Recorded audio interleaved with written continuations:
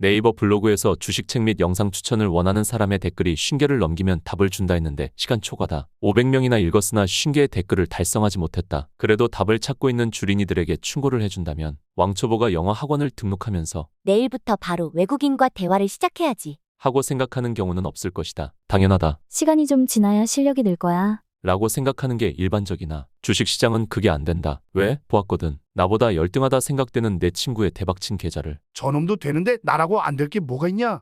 하며 이 시장에 들어온다. 그러나 주식시장은 전 세계 최고의 브레인과 사기꾼 집단, 그리고 정부 및 중앙은행의 하모니로 진행되는 우리는 상상도 할 수 없는 복잡한 메커니즘으로 구성되어 있다. 죽는 날까지 주식 하나만 파고들어도 계란의 껍질 정도 구경을 할 수 있을까 말까한 수준의 방대한 정보로 집대성된 구조라는 것이다. 이게 존재하는 모든 학문과의 차이다. 대부분의 학문은 기본서라는 게 존재하며 이는 체계화되어 있는 게 일반적이다. 그러나 주식은 존재하는 모든 학문이 연결된 구조라 한 사람이 완성된 이론적 체계를 갖추는 게 불가능하다. 주식의 바이블이 존재할 수 없는 이유다. 설사 특정 시즌에 적합한 이론을 개발했다 할지라도 금융시장은 더욱 빠르게 진화하기에 그게 대중에게 알려진 시점에 이미 그 이론은 폐기되어 있을 가능성이 있다. 수천 권의 책을 읽는다고 해도 실전에 적용될지는 알 수 없다는 것이다. 엄청난 노력을 해도 될까 말까인데 시작부터 시장을 이겨보겠다. 가능성이 낮은 포부이며 지속성은 0%에 가깝다. 초심자의 행운 발동 원리. 간단하다. 밸류 측정을 못하기 때문이다. 이는 주식 노장의 패인과도 일치한다. 시장에 오래 있던 사람들은 어떤 테마가 발동을 하면 대강의 밸류는 알지만 테마라는 것은 항상 그 가치를 훨씬 상회하는 수준까지 가버리는 경우가 허다하다. 본디 미래 가치라는 게 현재를 사는 사람들이 함부로 평가 내리고 정의할 수 없는 것이기 때문이다. 그럼에도 시장의 노장들은 붕괴 원리를 수차례 보아왔기에 가는 상황을 방치하며 붕괴만 기다리는 보수적 습성으로 전환하기 일쑤이다. 초보는 반대다. 밸류를 모른다. 따라서 무식한 과이격을 따라갈 수가 있고 밸류를 모르기에 급등 상태에서 추가적 과이격을 내는 상태를 편안한 심리로 보유하는 것이 되는데 테마라는 건 마지막 파동이 가장 큰 경우가 덜어 있어 단기에 큰 수익을 내는 초심자 행운 사례가 있는 것이다. 이게 문제의 시작이다. 처음부터 대출 몰빵하는 사람?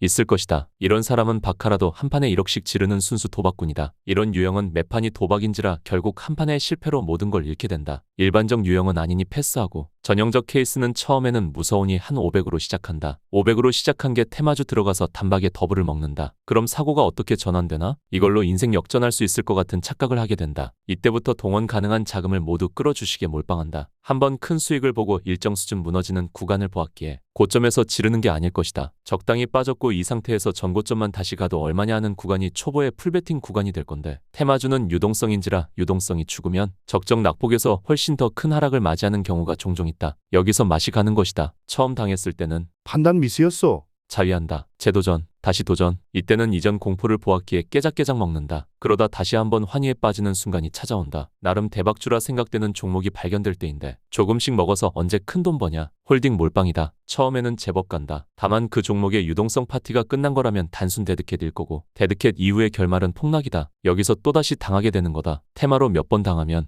이제야 정석 매매를 찾게 되는데 정석 매매는 시장 타이밍을 정확히 잡아야 한다. 보통은 시장 타이밍을 정확히 잡을 수 없기에 정상적 종목은 가치 투자자들이 많이 하며 이들은 시간을 포기하고 진행하는 것이다. 그럼에도 빨리는 먹고 싶고 위험한 건 싫고 하는 호흡 짧은 정석 매매를 시도하다. 결국 손절의 반복. 이러다 시장을 떠나는 게 초심자 행운의 일반적 경로다. 학원은 초급, 중급 체계가 있다. 그건 실전이 아니니까 그렇다. 주식시장은 실전이다. 누가 고수인지 초보인지 노출도 되어 있지 않고 체급의 격차가 얼마나 나는지조차 알 수 없다. 한 가지 명확한 건 시장은 무서운 곳이며 주식 경력 5년 미만이면 왕초보라는 사실이다. 뉴스를 보고 시작했건 주변의 대박자를 보고 시작했건 그게 해피엔딩의 결말로 가는 경우는 극소수라는 사실을 인식하고 나를 절대 거기 대입하지 말아야 한다. 초보인데 잃지 않았다? 이 자체로 만족하며 천천히 진행해야 한다. 이렇다면 당연한 거니 의기소침할 필요도 없다. 나는 주식 관련한 책은 1년에 한 권도 읽지 않는다. 주식 시작하고 지금까지 읽은 책이 10권이 되지 않을 것이다. 일주린이의 마인드, 급한 마음을 버릴 것, 남과 비교하지 말 것, 이 주린이의 행동 수칙,